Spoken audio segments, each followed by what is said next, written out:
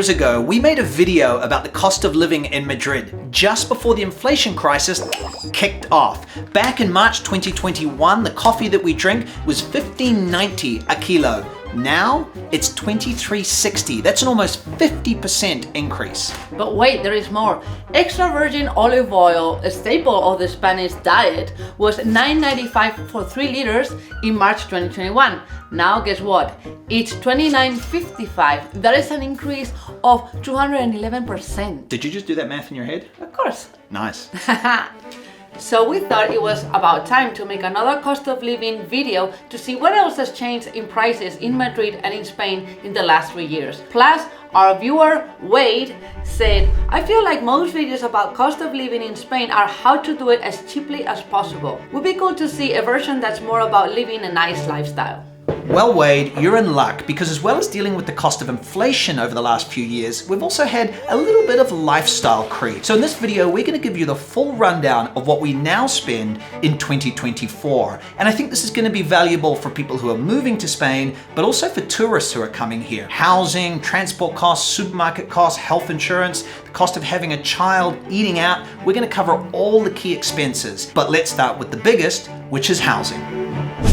Okay, we're going to deal with rental costs, but first let's deal with the costs of being a homeowner, which is what we are. So we bought this 3-bedroom apartment behind us in January 2020, and we paid 257,000 euros. And we bought it in the neighborhood of Pueblo Nuevo, which is just outside the M30 ring road in Madrid, which meant it was cheaper and we were able to afford this beautiful terrace. Now, we got a 20-year fixed rate mortgage at 1.6% interest, and we pay 998 euros and 44 cents a month. Interest rates shot up in 2023, but they're actually going to come back down in 2024. They're going to sit somewhere between 2 and 3% according to predictions. So not quite as good as they were, but still not bad. Two other costs that we have as a homeowner are property taxes and the HOA, or Comunidad as it's called here in Spain. So property taxes vary depending on the size of your property and which city you live in Spain. It can vary quite a lot, but generally they're pretty low compared to a lot of other countries, or that's what people tell me. And so for example, on our 3-bedroom apartment here in Madrid last year, the property tax totaled 517 euros. So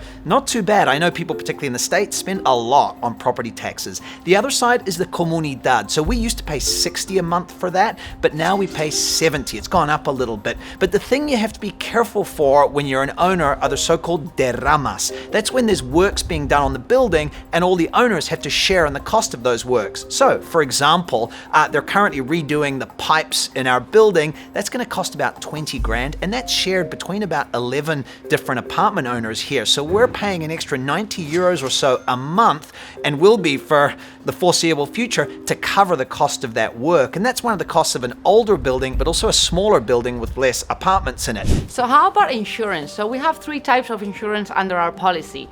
First one is dwelling insurance in case a pipe bursts or there's a fire. Then there is third-party liability in case that burst pipe damages your neighbor's ceiling or walls. And then there is content insurance in case we get broken into and robbed. For that, we're paying this year 425 euros. Plus, we recently got a monitor alarm installed. So the installation was 170 euros, and then we're gonna be paying 60 euros per month. But what if you want to rent or buy more centrally in Madrid?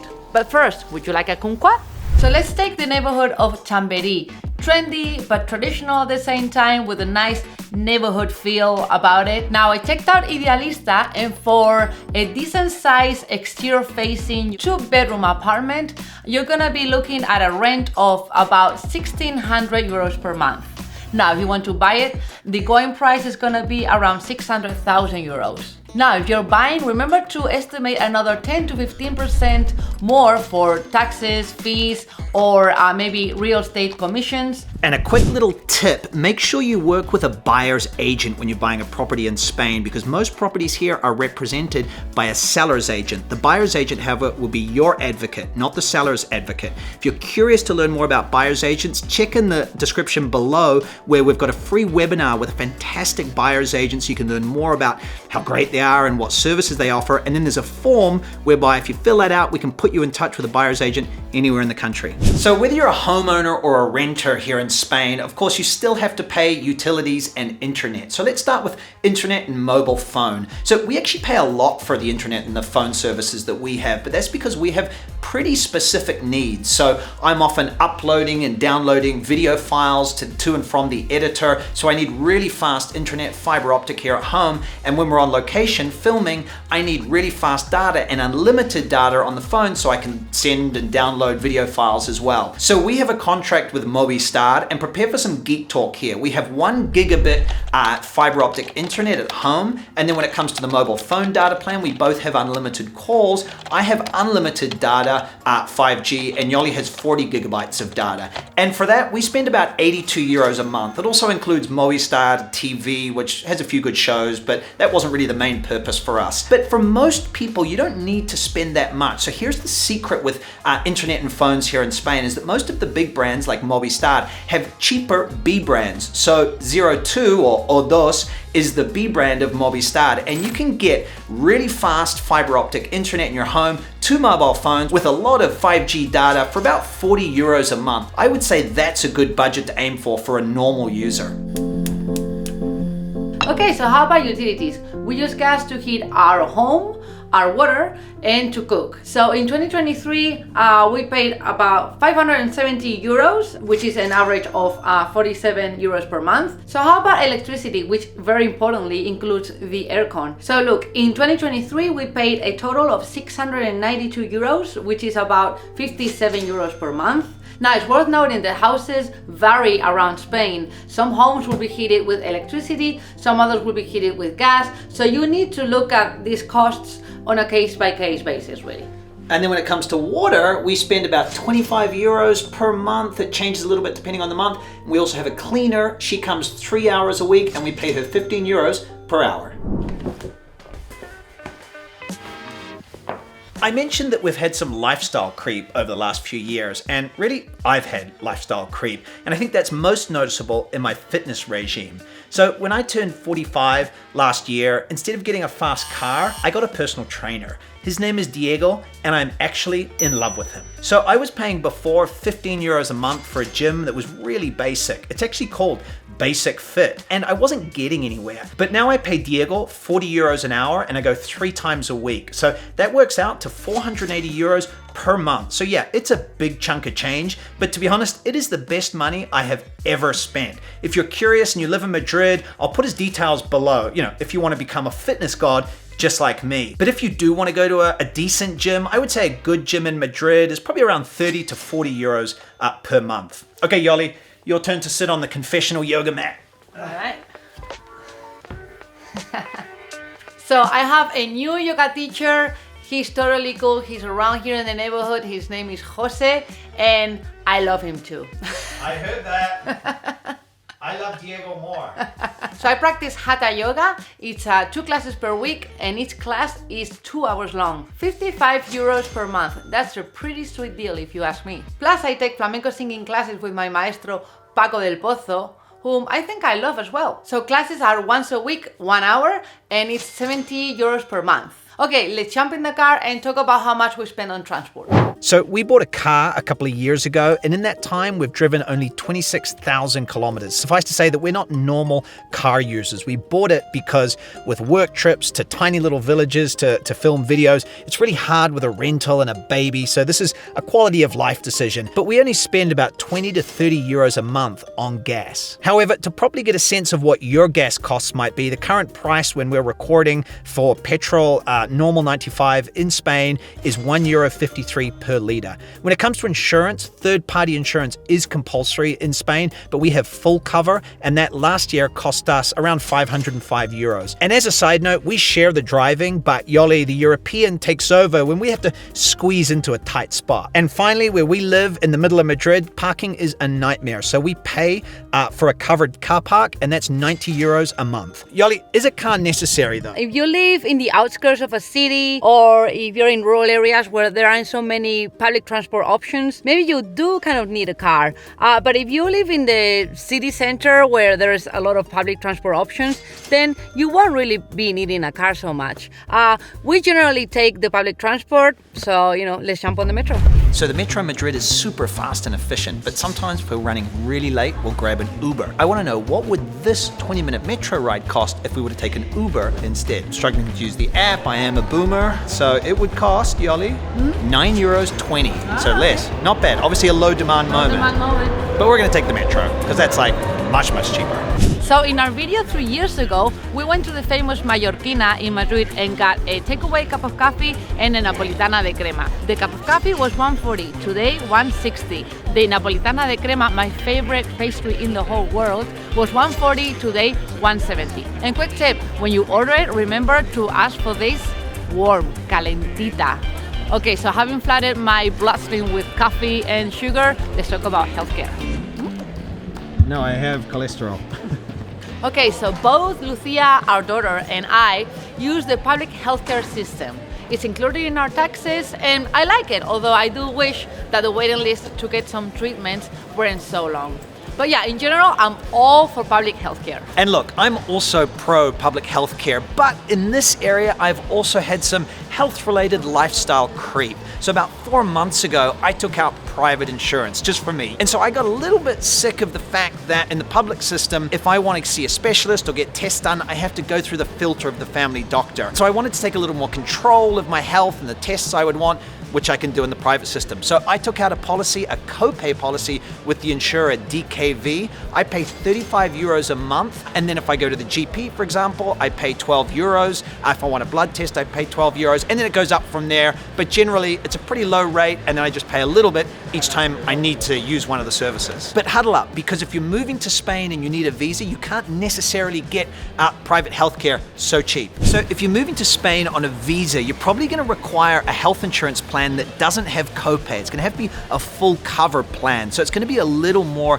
expensive. So I asked my fantastic health insurance broker Janice what it would cost to get a visa suitable plan for different age groups, and he said for a 35-year-old it would be about €100 a month, for a 45-year-old about €115 a month, and for a 55-year-old about $145 a month for the full coverage, and you can use that for your visa. And by the way, here's a tip. If you're needing to get health insurance for your visa, don't go directly to the health insurance companies. You want to go via a health insurance agent or broker, because you're going to pay the same or potentially less. Plus, that health insurance agent or broker is going to be your advocate throughout the whole life of the policy, which is much better than dealing directly with the health insurance company. So if you want me to introduce you to my health insurance broker, Janice, who's amazing, then I've put a contact form in the description down below. You can fill that out and I'll put you in touch with him. Okay, next up, what's the cost of eating out in Madrid? Gracias. Okay, so before I bite into these delicious gambas al ajillo, you might be curious about the cost of dental treatment in Madrid and Spain. So a clean is generally going to set you back about €50 plus. But what about more expensive dental care? So recently, I, believe it or not, had a baby tooth removed, and it was replaced by a porcelain tooth, and that was a whole year of treatment, about 10 appointments, and that cost me €1,225. I should also let you know that I recently took out a life insurance policy. So if I choke on one of these prawns, Yoli and Lucia will receive €250,000, which will pay off the mortgage. And how much does that cost? Well, it's going to be €415 this year, but obviously it's going to keep going up, as I get older. Okay, let me dive in and hopefully I can chew on these and not die. Please. Not so fast. Remember, this is my favorite dish. Okay, so how much do we spend eating out per month? So for cheap tapas in Madrid, we would expect to spend 15 to 20 euros per person. For nicer tapas, then you're maybe looking at 40 to 50 euros per person. A great option for lunch is the famous Spanish menú del día, a fixed price menu with 3 courses plus a drink.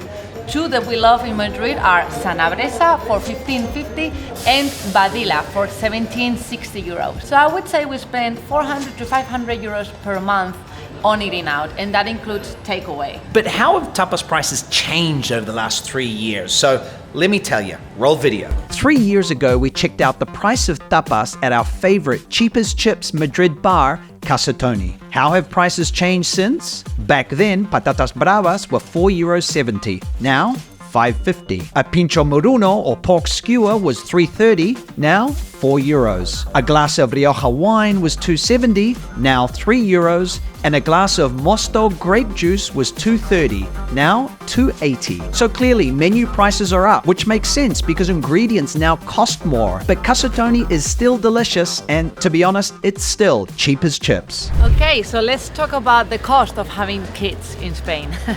Lucia goes to a private preschool because there weren't enough public spaces available. She goes from Monday to Friday from 9 a.m. to 3 p.m. And it includes a 3-course lunch, her own menú del día. It's a pretty healthy one too. Yeah, it's great. It's actually amazing. And so for all that, we pay €500 a month. And then when Yoli and I have date night, which is not often enough, we get a babysitter, which we found on a Facebook group, and we pay her €15 per hour. Okay, now the moment you've all been waiting for, we're heading to the supermarket. Welcome to our local Mercadona, one of Spain's most famous supermarket chains. I want to see how prices have gone up since our video in 2021, including that wild olive oil price rise. And because supermarkets don't like nosy Kiwis with big cameras, I'm filming on my iPhone and going undercover.